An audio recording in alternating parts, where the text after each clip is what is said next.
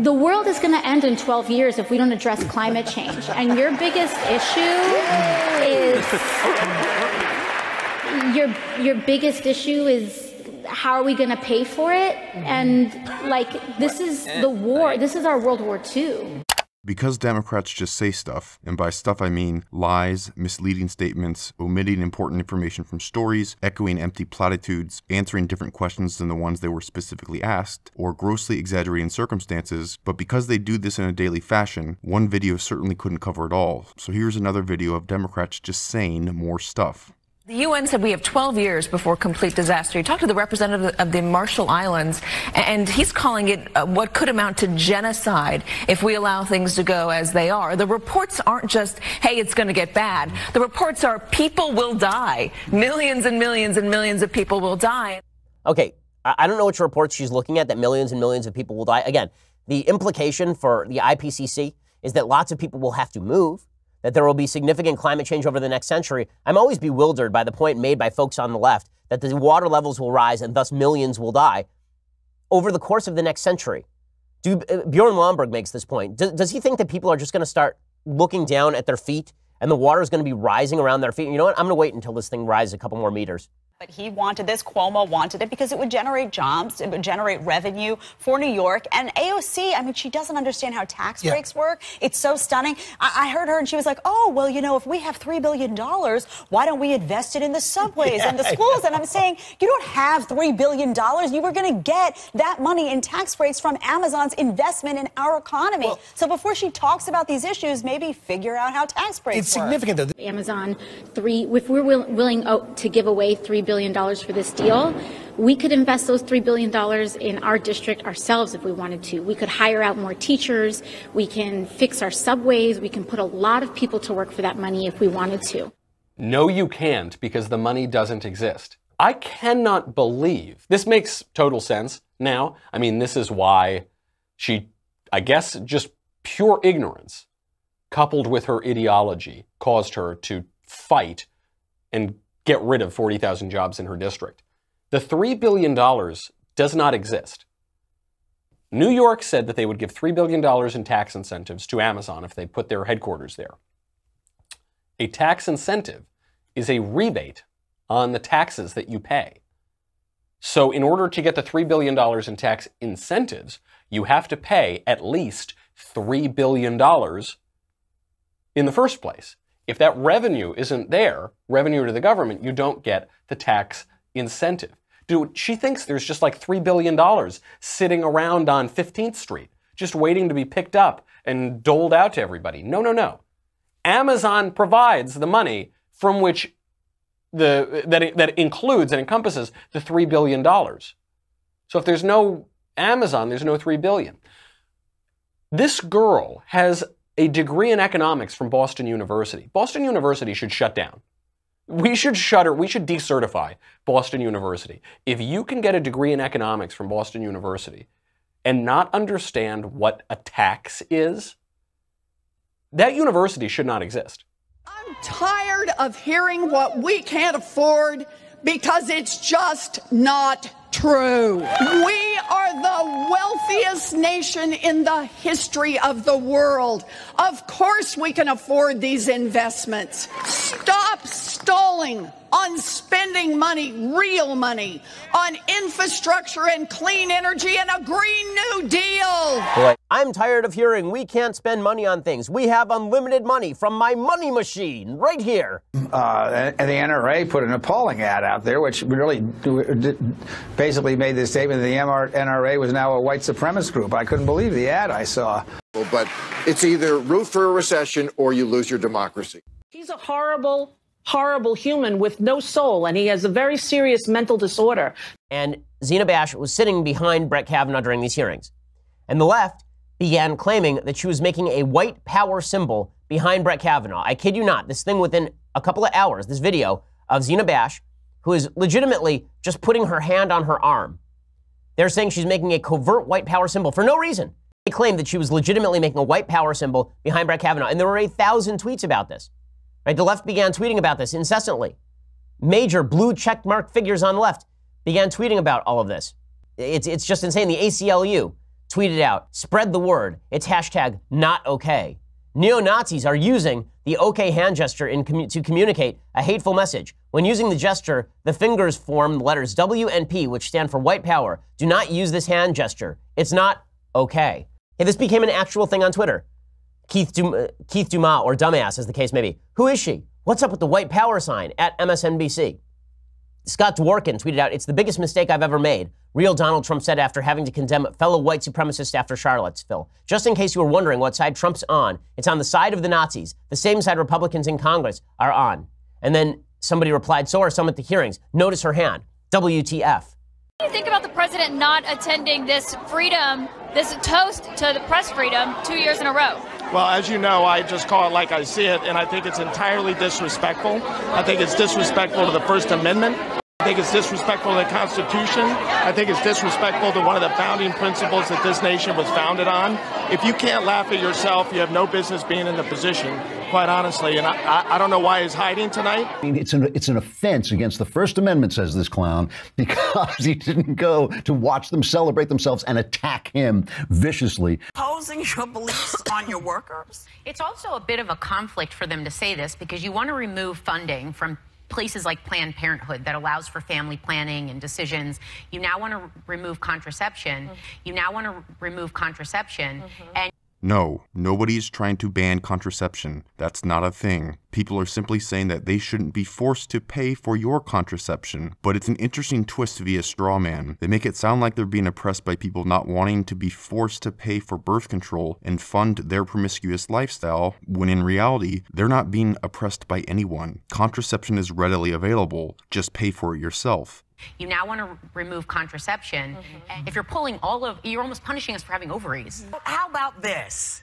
Do what you need to do for your family. Right. Let me do what I need to do for mine, and we'll all... Well, that's what I'm saying. It's to keep women down also. Let's not forget that one of the reasons they do this is to keep women in their place. You can't hide behind religion to restrict other people's rights. Well, that is not... Well, that's done all the time. It's wrong. Y'all just need... Look... I don't know. How is it different from the Taliban? How is it different from the Taliban? I just feel that you have to, at some point, you have to take responsibility for your life. And a lot of people are saying, this is what I need, and you're saying it doesn't matter what you need. I want you to believe how I believe. And how about this? Do what you need to do for your family. Right. Let me do what I need to do for mine, and we'll all... This is another element of the Democrat lying machine, saying things that everyone finds agreeable, but that they themselves aren't doing at all. In fact, they do the exact opposite of the statement everyone seems to agree with. She basically says, mind your own business and stay out of my way, and let me do what I need to do for myself. I totally agree. So in the spirit of minding your own business, how about you stop trying to force others to pay for your birth control? But because she makes this agreeable claim, the moronic audience that would actually attend a tape of The View applauds it, although they're actually advocating the complete opposite of what she's saying.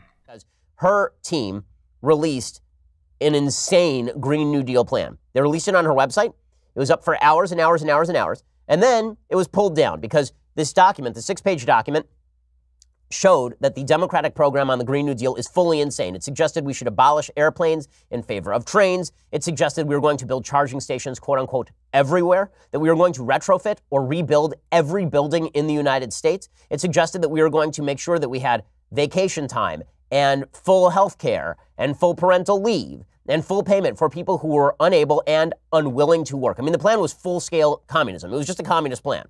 Okay? And AOC put it up on her website, and then she removed it from her website. And then she lied about it. So last Friday night, apparently on Tucker Carlson's program, one of AOC's top advisors was on with Tucker Carlson talking about the so-called Green New Deal, and he just started lying about it. He was asked specifically about propositions in AOC's document. Why would we ever pay people who are, quote, unwilling to work? We never would, right? And AOC has never said anything like that, right? I think you're referring to some sort of document that some doctored document that somebody other than us has been circulating. Oh, I thought that came right from her. That was in the background or from her office, is my understanding. No. She's actually tweeted it out to laugh at it. If you look at her latest tweets, it seems that apparently some Republicans have put it out there. I don't know the details. Good. Well, then thank you for correcting me. I mean, because it was like... Republicans have put it out there. I don't know the details. Good. Well, then thank you for correcting me. I mean, because it seemed. Well, then thank you for correcting me. I mean, because it was like a little ridiculous. Okay, that's a lie. That's a lie. It wasn't a backgrounder put out by her office. I would say there are four main takeaways from the Green New Deal. The first takeaway is the new insanity baseline of the left. It just push lies about the bill continually, claiming the document had been doctored by Republicans, then pivoting and saying there was a draft that was accidentally leaked. Here's the problem, okay? She released the FAQ herself, answered questions about it all day. And by the way, the metadata for the PDF shows that it was created and posted by Cortez's chief of staff. When you shine a light on the left, I think you see this from this bill here, they scurry. By the way, where are the valiant media fact checkers? Cortez and her senior officials just claim lies, fake news, and no one calls them on it? I heard, as I was crossing the intersection, I heard empire. Empire. So I turned around and I said, the did you just say to me? And I see, he said, this MAGA country punches me right in the face. The left totally believed this story. Nobody on the right believed this story. The right was right, as is often the case. No critically thinking person believed this story. And during that time, I was looking at myself, just like checking myself out. I saw the bruise on my neck, you know, like the little, the rope burn around my neck. And then I smelled bleach. I know the smell of bleach. And I saw on my sweatshirt, it had marks on it, like spots on it, when you have a bad bleach. But we most likely finally have the identity of Jussie Smollett's white racist attackers. Do we have a photo? Yep, there it is. I always knew that Ralph Northam and Mark Herring were behind this attack. I always knew that the governor of Virginia and the attorney general of Virginia were behind. This was the most effective blackface I have ever seen in my life. The two guys were caught. They're not white guys. They're giant Nigerian guys. They are now saying to the cops that Jussie Smollett paid them money to stage this attack. I mean, the MAGA quote, I remember reading about this story and looking for a real reputable media outlet reporting on that, and I could not find one, right? How about yours? People who were repeating that quote were not news outlets, were not media outlets. It was repeated by, well, we can't confuse celebrity tweets with the media and the press. We can't confuse it with, say, every major media outlet there. They are looking for two suspects who were apparently wearing Make America Great Again hats. MSNBC. The offenders uttered, "This is MAGA country." I remember reading about this story and looking for a real reputable media outlet reporting on that, and I could not find one. Vicious, racist, and homophobic attack. His attackers hurled racial and homophobic slurs. Two people yelled racist and homophobic slurs. Racial and homophobic slurs. Not only homophobia, we're talking about racism. They are looking for two suspects who were apparently wearing Make America Great Again hats. MSNBC. The offenders uttered, "This is MAGA country." CNN. Absolutely despicable. This is horrible to report. This is a horrible story. Ellie, this is a horrible story. Yeah. I mean, the circumstances are just horrific. Horrendous and unacceptable. And this is America in 2019. Listen, if I tell the truth, then that's it, because it's the truth. How can you doubt that? Like, how do you not believe that? It's the truth. And then it became a thing of like, oh, it's not necessarily that you don't believe that this is the truth. You don't even want to see the truth. The truth, the truth, the truth. But it's not the truth, is it? It's his truth. How could you not believe? This is my truth. This is the logical conclusion of, you can never question my reality. This is the logical conclusion of radical subjectivism. This is the logical conclusion of check your white privilege, check your straight privilege. You could never possibly have an opinion, a worthwhile opinion, if you are a white straight guy about what a black gay guy says happened, because you rank lower on the hierarchy of victimhood. So you can never challenge that opinion. And that allows liars like this guy to get away with it. Here is this song from Mercedes-Benz expressing this bizarre point of view, that women are threatened, bad things happen to them, therefore men should shut up. Here she is singing about it. This has, I think, 5 million views on Twitter. It's gone viral, of course. I can't walk to my car late at night while on the phone. I can't open up my windows when I'm home alone. I can't go to the bar without a chaperone. I it's the only one I own. Can you pause it for a second? So she can do all those things. All the things she just said she can't do, she can do. I don't know where she lives, but why can't she sleep with the window open? Like, I really don't know where she lives. Like, maybe she lives in a heavily crime-ridden area, in which case she might want to get out of there. I don't know about chaperoning at bars. Is this a thing? Like, I haven't heard, frankly, of a chaperone for anything since, like, the 1920s with dating. This idea that you can't... Has she been to a bar? Like, there are lots of women there without chaperones. There are lots of men there, too, without chaperones. In fact, bars are not famous for their chaperoning. And then when she continues by saying that she can't wear a miniskirt, even if it's the only one she owns, she literally can do that. She literally can do that. In fact, she can wear a miniskirt even if it's not the only one that she owns. The person with a bazooka have to go into a school to shoot up the school and to injure the children. We don't know that. I don't know it personally today, but I would imagine that a bazooka is not against the law. That means that a crazed person doesn't have to even go into the school. A crazed person can sit here because it's legal if we choose not to do something about it. Sit it on his shoulder and just shoot straight through the window. Boy, you need to go to bed. Somebody come and get that pawpaw. He ain't took his medicine today. Now tell me when the last time you went in the store and seen a bazooka for sale.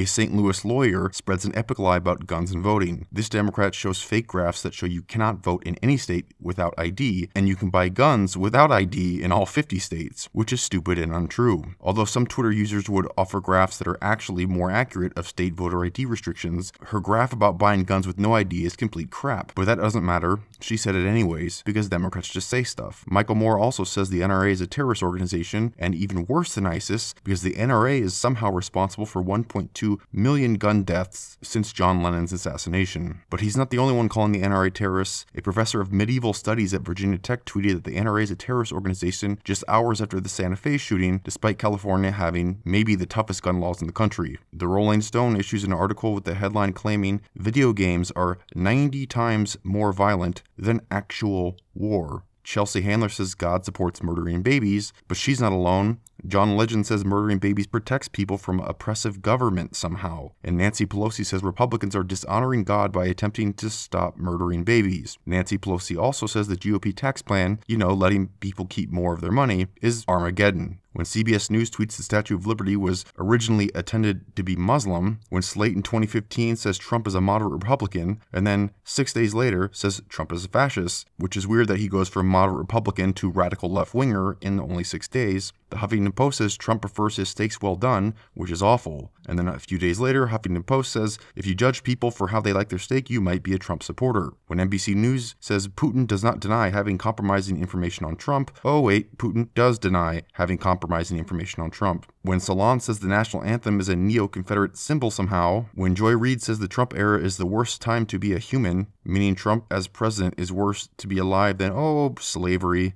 Everybody loves the Green New Deal, the media. They love the Green New Deal. It's ambitious and audacious and hopeful and bold. The Green New Deal. It's so wonderful. So wonderful that even the people who sponsored it will not vote for it. So Turtley Mitch, he popped his head out of the shell, snorted some Coke, and then he said, you know what we're going to do? You love this Green New Deal so much? Yeah, I love it too. Because it shows who you folks are. So how about we do this? How about you come out and we force you Democrats to vote for it? After all, you keep talking about how great and ambitious it is. Here's Mitch McConnell putting Democrats to the test saying, listen, you guys proposed this thing. How about we just vote on it?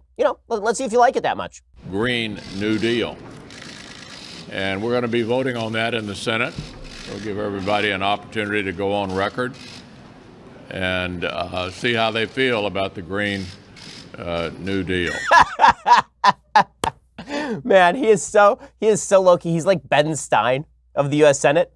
And he cannot hide his glee at this. I mean, you have to actually see his face. I mean, it's just fantastic. So Mitch McConnell, who smiles once every 70 years, he's like Haley's Comet. He cannot hold back a smile at the fact that Democrats were this stupid. So how stupid were the Democrats with this? It's so great. It's just so great. So Senator Edward Markey of Massachusetts, you'll recall, is the Senate co-sponsor of this Green New Deal resolution. Senator Ed Markey tweeted this out today. It's so fantastic. He tweeted out, "Don't let Mitch McConnell fool you. This is nothing but an attempt to sabotage the movement we are building. He wants to silence your voice so Republicans don't have to explain why they are climate change deniers. McConnell wants this to be the end. This is just the beginning. So let's try to unpack this logic. You propose a bill. It is supported by every major Democratic heavyweight. Mitch McConnell says, let's vote on it. And that's sabotage. So if Mitch McConnell didn't bring it up for a vote, then you would say he obviously doesn't care enough about climate change. He's sabotaging us. And if he does bring it up for a vote, then he's sabotaging your movement. If your proposal is so toxic that the mere fact of bringing it up for a vote would expose it as toxic, I'm pretty sure you're the one who just sabotaged your own vote. It is hilarious to me that Democrats are now claiming it is sabotage for Mitch McConnell to bring up for a vote a proposal they say is so popular and so powerful that every American needs to be made aware of it. Mitch McConnell's like, fine, let's make every American aware of it. And the co-sponsor of the bill in the Senate is like, no, we can't vote on that. I didn't mean it. I didn't really mean it. It really is amazing. Democrats kept upping the ante on how important climate change is to the point where they're like, let's ban cars. Let's kill the farting cows. Let's get rid of airplanes. Let's do all those things. And Mitch McConnell's like, all right, that's what you want. Let's do this thing. Let's make it public. And Democrats are like, oh, no. Ownership of the libs with facts and logic by Mitch McConnell. A main cause of the rise of extremism in the world of Islam has been the cowardice of Muslim moderates who for decades chose not to condemn bad ideas and ugly rhetoric, avoided confronting the cancer in plain sight. It is now clear that a similar dynamic has been at play in the world of conservatism. What is different about the conservative movement is that since the 1990s, some of its most distinguished mainstream members have embraced the rhetoric and tactics of the extremes. The problem is not that Republican leaders should have begun to condemn Trump last year. It is that they should have condemned the ideas and tactics that led to his rise when they began to flourish in the last century. The report includes the possibility that she is just 1,024th Native American. And she is bragging about this, right? This is her claim. And the media are saying, well, this should put this thing to bed. This should put it to bed. Media wrote a bunch of headlines saying that now she had been justified. She had been justified in her accusations. She had been justified in her claims. And she is calling on President Trump to sign her $1 million check because she is possibly 0.09% Native American.